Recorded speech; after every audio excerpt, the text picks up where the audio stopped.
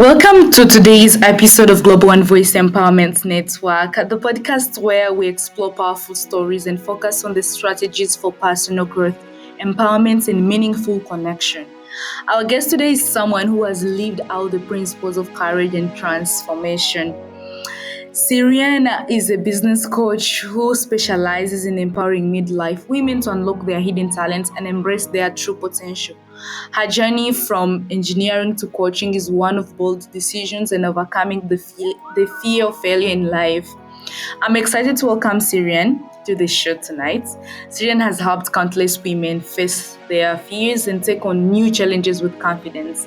And today she will share her personal story, including the pivotal moments that pushed her to take risks, the lessons that shaped her success, and how these experiences can inspire others to embrace failure as part of the path to empowerment. Miss Sairan, you're most welcome once again to this show. Before we begin, can you share with us your journey? How did your transition from engineering to business coaching happen, and what challenges did you encounter along the way? Yeah. So thank you so much for having me in your platform. It's a pleasure to be here with you and talking about all the option challenges that women in every age, even though that I'm specialized in midlife women, and Yeah. you are much younger than to be in midlife women to speak with. You're still a young lady who's trying to find a platform in business and helping other women. The transition and the career started basically. I'm still a full-time engineer. I've been in engineering in tech world for a long time, and I'm used to solve complex engineering problems. So Yeah. dealing with math, dealing with technology. Then when I finished my master degree, I had a moment that thinking, okay, so I had this milestone. I have a master degree now in system integration. Yeah. That's all what I need to do? Is this that's it? That's all? Is this the only thing I can give back to community and to other younger generation, younger women?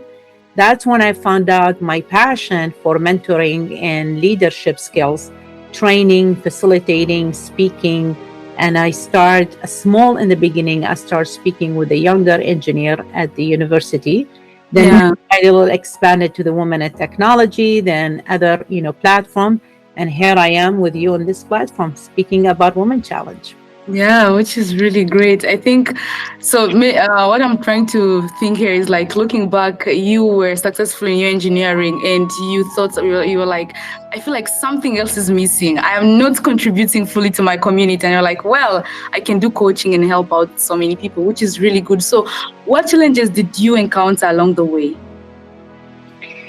I mean, regarding obstacle, you can say it was on the way and it's gone. It will always be blocks and obstacle in your way. The transition and the change or the pivot you do in your career is always overwhelming.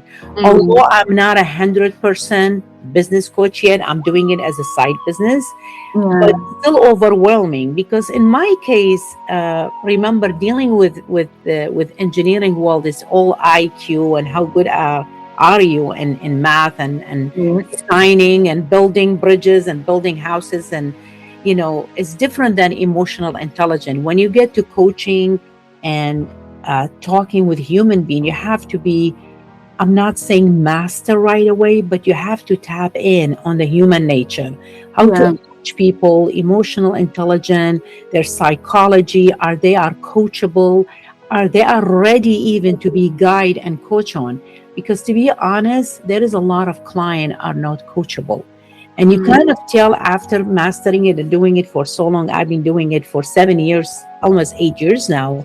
When they approach you first for the complimentary session, you can tell if they are here really committed to make a change in their life and do that pivot, or they are just venting, or they are Yeah. just showing up to talk. And I always remind them about my role as a coach or mentor, telling them that my task is to take you from a place where you are to the goal you are aiming.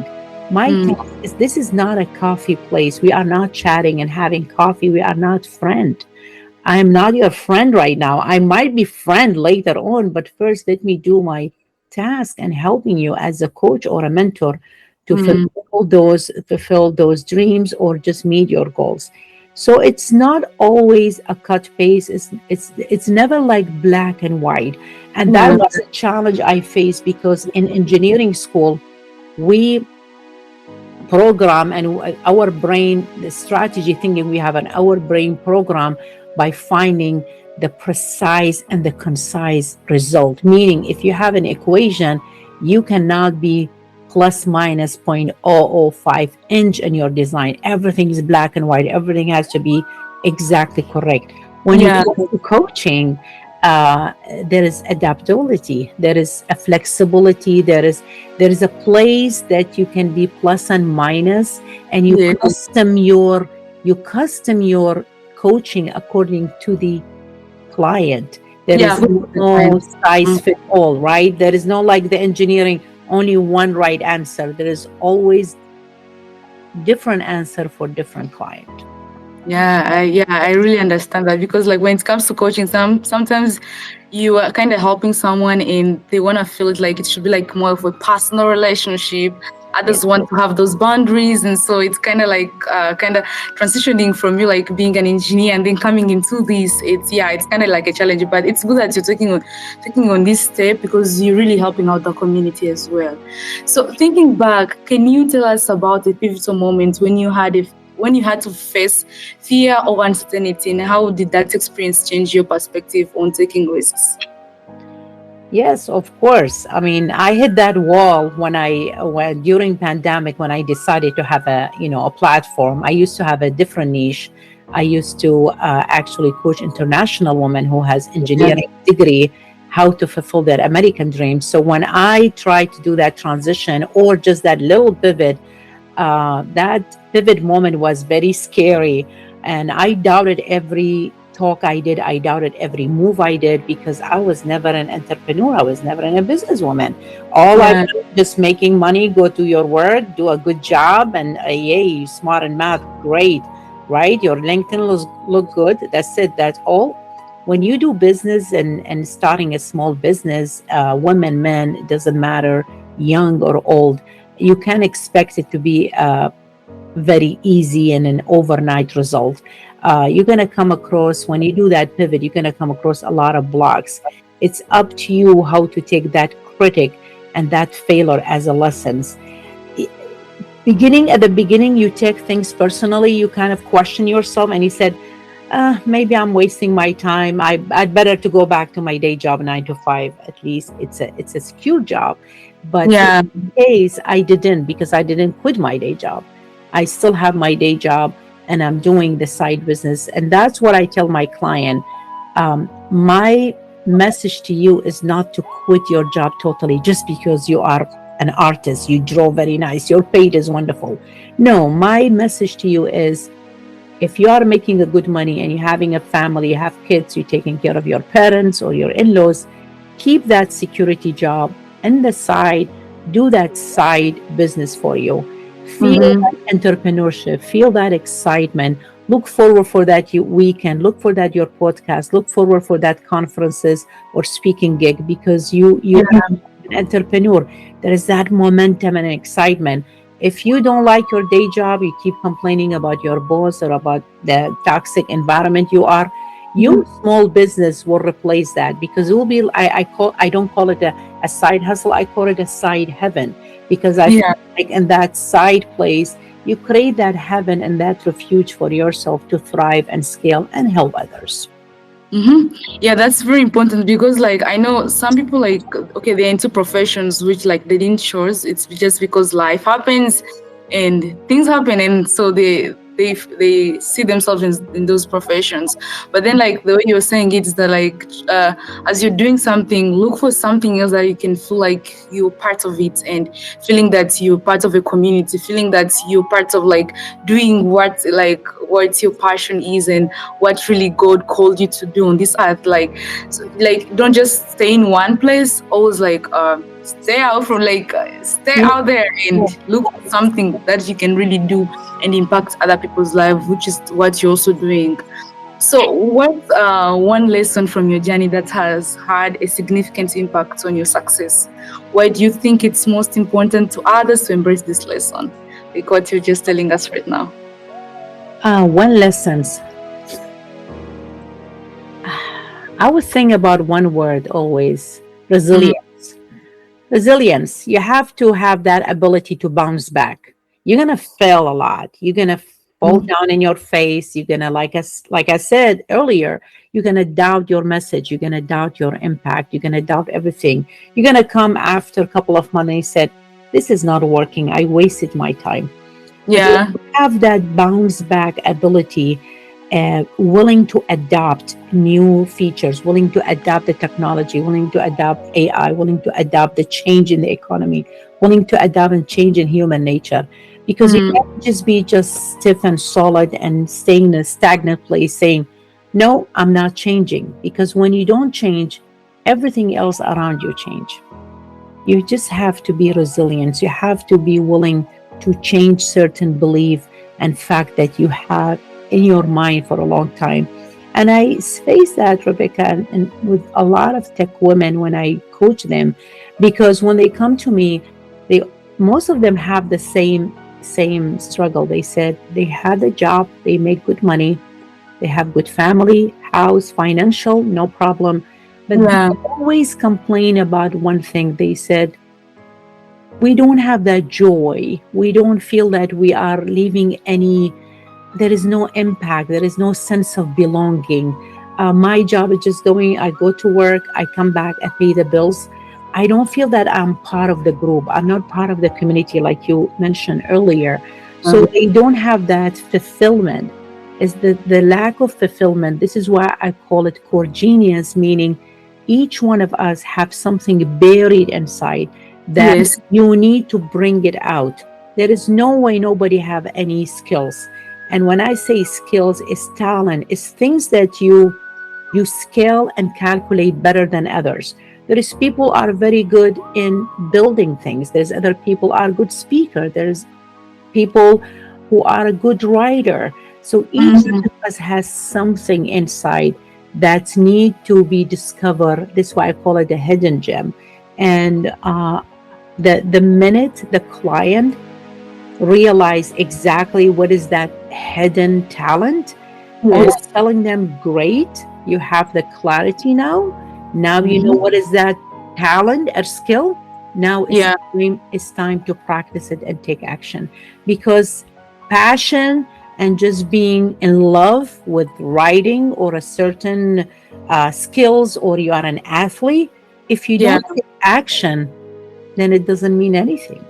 You have to That's very. take action. Yeah, and I like one of your quotes. Like, I was looking through your Instagram. You posted this on September 9th. And so it was saying that don't wait for the perfect moment to begin. The time is now. It's pure gold. So yeah, whenever you realize that that hidden talent in you, you just have to start that very moment. Because most of the time, like, people fear to start because they're like, I'm gonna fail Yeah. in the end, I'm gonna fail in the middle, so they have that fear of starting. But it's very important for us to always start, because you learn alongside the way. Nobody always, like, no predicts the future truly, but as long as you're moving, you always learn along the way. Yes. So what's one lesson, no like, okay, if you could give yourself, or if you're younger right now, like, for your younger self, one piece of advice about leadership or dealing with failure, what should it be? If I Like, am if you younger, if I am yes, younger, okay, so I'm old. Thank you. Okay, yes. just kidding. If you could give yourself, like, hey, Yeah. yeah, you're younger self, like a 15-year-old, or like, Well, from 15 to, let me say, well, 25-year-old. if I go Yeah. back, yeah, let's say if I'm the beginning of my career or journey, Yeah. even being an engineer, the one advice I tell myself, um, it takes time. It's a process. It's phases that you go through.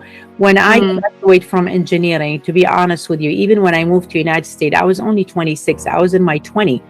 Don't Yeah. expect when you are young the road is rosy and all paved and a red carpet and they are welcoming you because you have an engineer or you are a doctor or you are a Yeah. writer. Nothing Mm-hmm. is paved. Nothing is being paved. There is no roads around. No one is coming to help you in anything. It's a process in a way that you're gonna fail and you're gonna get a lot of slap before you win and get that trophy. So Yeah. when we are young, and now I see it in my kids, they are 20 and 22. When we are younger, our expectation very high, and we always expect that we gotta win. You don't have to Mm-hmm. win all the time. Sometimes you learn the best lesson when you fail. I have to be honest with you. The biggest lessons, the biggest change happened in my self development. It came from the great critic. When people critique your performance, I'm not saying in a bad way, they really want you to succeed and they give you a very profound critic. Yeah. That didn't happen when I won. That's happened when I was second and third. And that's what is teach me the most. So when you Mm. are young, the advice I give to myself, lower your expectation, pause, slow down a little bit. When you are 25, don't expect making million in 2 years. There is a lot of people making that million on Instagram. I agree with you, but you Yeah. don't have to be one of them. Mm-hmm. Anything comes slow, especially success when it comes slow, it tastes much better. Easy come, easy go. Anything come very easy and fall down in your lap, you have Yeah. to question it. This is not a lottery. This is not Mm-hmm. a game we pay and you win or lose. This is a process. This is a progress thing. And your happiness and success come from that small progress as you go. So that's what I tell my younger self. Yeah, that's true. Life is not like a lottery, by the way. You're right. Yeah. Like, if whatever dreams you have, whatever passion you have, and you want to pursue them, it's really very important for us to understand that life is not a lottery and we have to go slowly. And anything that comes easily, like Miss Sairan has said, yeah, you have to question it and know what's the source and where is it leading me. That's a very important aspect of life. So we are coming to the conclusion of our discussion today. Do you have anything else that you wanna give to the audience? Any advice? Um, that's question. I don't think I ever change the answer. I always tell the audience and client, whoever want to pursue a business or pursue a goal, to be clear about where they want to go. Yeah. Always be clear. Don't be all over the place. Don't seek 10 things in the same time. Mm-hmm. Three tasks. If you are able to accomplish three tasks a day, you are a successful businessman and woman. Be Yeah. clear. Second, when you are clear, focus. And third and finally, keep going. Don't stop. That's Never true. stop. Keep grinding and keep going. Yeah, thank you for sharing all that. Thank you so much, Syrian, for sharing your powerful journey with us today. Because your insights on facing fear, embracing risk, and unlocking hidden potential have truly inspired all of us. And to our listeners out there, remember that transformation is possible at any stage of life. And it's never, never too late to take the leap of faith and pursue your passion. Thank you for tuning in to Global One Voice Empowerment Network. Until next time, stay empowered and keep using your voice to make a difference, just like what Siren has shared with us today. Thank you. Thank you. Mm.